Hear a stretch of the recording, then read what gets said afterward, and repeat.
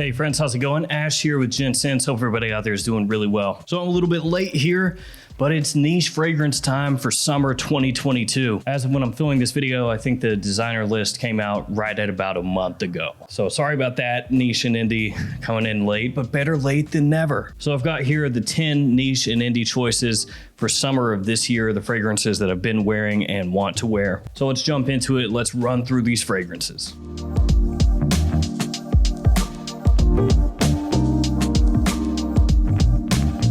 And today's video is sponsored by ScentSplit.com. I've got a link in the description to their website. Make sure to check them out anytime you're looking for niche fragrance samples or decants or travel sprays. They also have full-size bottles from different brands on the website as well, in case you want to check those out. Everything that they sell there is completely authentic with fast shipping and really nice atomizers. So if you're looking for some decants, you're looking for some samples, and not just niche, they also have some designers on there as well. Check them out. And I'll have each one of these fragrances linked in the description below. All right, let's kick it off with number 10, Mizensir Cologne du Mate. This is the brand of Alberto Marias. So he is the owner, perfumer of this house. So obviously it has mate as one of the notes in the fragrance, along with citrus being mandarin orange and kind of a white floral feel with muskiness as it dries down. Really nice, easy to wear fragrance, very fresh, very clean. That citrus touch off the top smells really nice. The performance could be maybe amped up a little bit, but the name of the fragrance is Cologne du Mate, so you're probably not expecting anything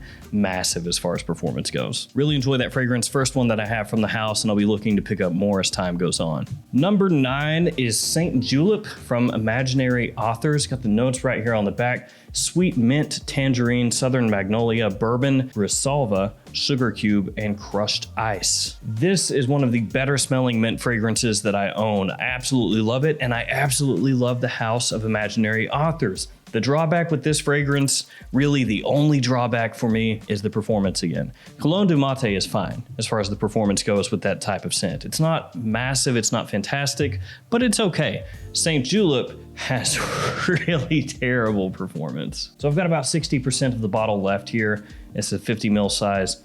You would think that would last for a decent amount of time, but if you wear this fragrance with any kind of regularity, it won't. Because this is legitimately the type of fragrance you gotta spray yourself 15, 20 times with if you want to be able to pick it up for any length of time. So you would think that that would be a complete deal breaker and you would just say, oh, I'm done with it. I'm not gonna care about it at all. And then you smell it and it smells so good that you forgive it. Amazing, fresh, sweet mint fragrance. Absolutely stunning smelling. Then we got a Bond number 9. It's http www.bondnumber9.com. What a name, what a name. It's their website. So this one gets compared to Creed's Aventus, and there's a definite similarity between the two. Scent of Peace for Him, also by Bond number 9, gets compared to Aventus, but between this one and that one, this one is much closer to that Creed Aventus feel. But it's gonna be a fresher Aventus. You don't have that smokiness in here. It's got more fruity sweetness overall and much better suited, I'd say, for summertime use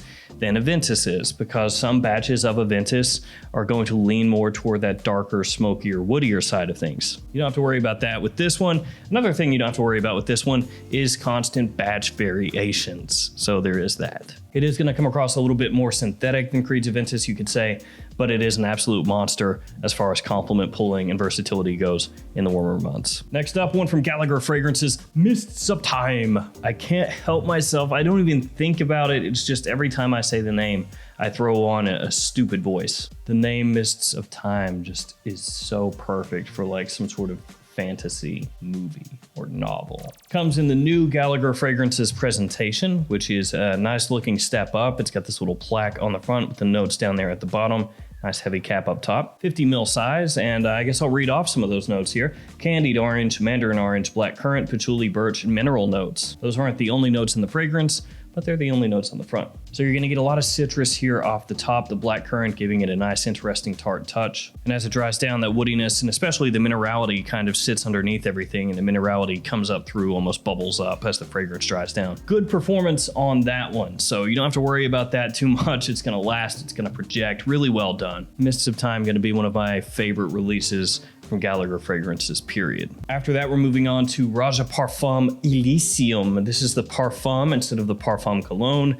It is Roja Parfum's blue fragrance, one of the more expensive, higher end, more opulent blue fragrances on the market. Overall, the Parfum is going to be my choice over the Parfum Cologne if we're just talking about the fragrance itself. I think it's richer, deeper, smells much higher quality, which you would expect because it's much more expensive. But man, when you smell this, if it isn't just about the classiest blue fragrance that you ever put your nose to. So Elysium, making the list. Yeah, it's a boring choice. So is the next fragrance. But sometimes those nicer, higher end blue fragrances are what you want to wear when it's hot outside. Just something easy to throw on and roll with. So the next one up is Parfums de Marly Sedley. Sedley, much more affordable than Elysium, especially if you're talking about from discounters, but it has just about the same level of versatility and compliment factor and mass appeal and all that stuff, in case that's important to you. This is not the type of niche fragrance that's gonna set you apart drastically from what people are wearing in the designer realm, but it is a nice step up, you know, in case you wanna wear something that has that blue fragrance flair, but you wanna have it smell a little bit more exclusive, just in terms of the ingredient quality here. So you have a lot of citrus in here, multiple citrus notes mixing together with mint in the opening, giving you a very fresh and brisk blast when you first spray it on with a slight green tinge. Clean lavender and rosemary as the fragrance dries down, and then ambroxan and vetiver in the base. And like Elysium Parfum and Mists of Time, pretty good performance when you consider that this is a fresh fragrance made mainly for daytime use during the summer. The Parfums de Marly Sedley coming in at number 5. Coming up next, another blue bottle from Ormonde Jayne, Montabaco Verano. Fell in love with this fragrance immediately. So this has grapefruit and cashmere and kind of an iso-y super feel to it as well. So it's not gonna smell hyper natural, at least as far as the base notes in there go. And those you can pick up pretty much right away. But it does smell very, very pleasant, super easy to wear, good performance again for another summertime freshie. Now, as far as niche blue fragrances go, this might be my favorite, and if it's not my favorite, it's up toward the top. It doesn't smell as rich as Elysium, maybe not quite as deep or complex, but what this does, it does really well. It's just trying to give you something that has a modern masculine aroma chemical base done in a really, really pleasant way with great citrus off the top with a little bit of a fresh spiciness that goes throughout the scent as well. So Montabaco Verano, really dig this. Number 3 is Energizer from Boadicea the Victorious. Love the bottle, looks fantastic. All their bottles look really good, at least as long as you like this style being done in different ways. But this heavy, I think it's pewter on the front and the back, really looks slick. Now this fragrance is very interesting because I got this years ago. I bought it from Europe back when you could actually order fragrances from Europe without paying $8 million in shipping. The good old days. And when I first got this in, I sprayed it on and I thought, man, that sucks. That is not very good. Just smelled like a really cheap synthetic citrus. Just kind of harsh, not very pleasant to smell, not very good at all. Now, the bottle has been here for years at this point, and I went back and revisited. Man, it got better with age, like a lot better. It's another fragrance with a lot of citrus in here, multiple different citrus notes being used in this fragrance. Has petitgrain in here, gives it a green feeling off the top, very, very fresh and clean. The citrus now smells much, much more realistic than when I first got the fragrance in, and it was a little bit harsh. As it dries down, you get vetiver in the base, which is a note that I love, but really it's just there to accentuate those citrus notes, which are the focal point of the fragrance. And for a citrus scent, the performance here is actually really good. So there's a lot to love about this fragrance now. I don't know if it's just my taste changed or the fragrance changed or both changed, but this went from a fragrance that was a disappointment to a fragrance that I love. So this one coming in number 3. Now the reason this next fragrance is making the list is because I bought it all of a couple weeks ago. I had tried samples of it, really liked it, and I wanted to buy it, put it on the short list, finally pulled the trigger and ordered the thing, and I got it in, and I want to wear it, so I'm going to wear it during the summer, even though most people would think of it as a spring and fall time fragrance, which it is better suited for those, I'd say, but it's Ganymede. Big time hype fragrance right here. Thankfully though, I think this works during the summer just as well as spring and fall because it's not too heavy. It's actually very minerally. It's a really interesting scent. There's a touch of suede in here. There's violet, there's leather, but it's really that minerality that keeps me coming back. It's like the fragrance just sparkles and shines in a way really, really pleasant and quite different from most of the other fragrances out there on the market, other than maybe B683 from the same perfumer and the same house. That takes us to number one, the number one fragrance for summer this year from me, Bortnikoff Amber Cologne. Now, a lot of people will think of Bortnikoff as just a fragrance brand that makes oud fragrances for fall and wintertime, but that couldn't be further from the truth because this one absolutely rocks in summer. We've got a ton of citrus notes here. They're very fresh and sweet, almost a little bit creamy at times, very naturalistic. But then you have florals as well, which give it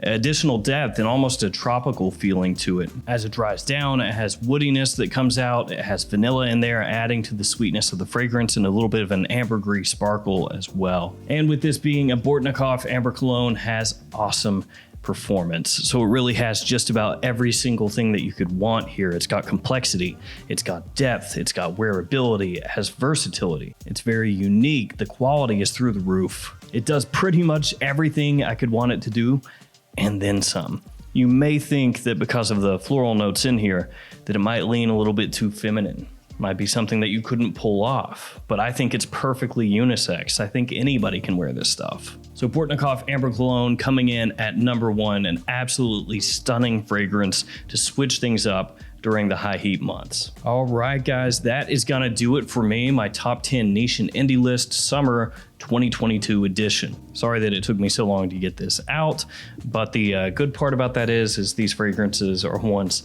that I've been reaching for. Technically, I guess a little bit easier to make the list when you're partially through the season that you're making the list for. Let me know in the comments below some of the fragrances that you've been wearing this summer. Thank you for hanging with me. Thanks for your support. Stay safe out there. I'll see you tomorrow with another fragrance video. See you later.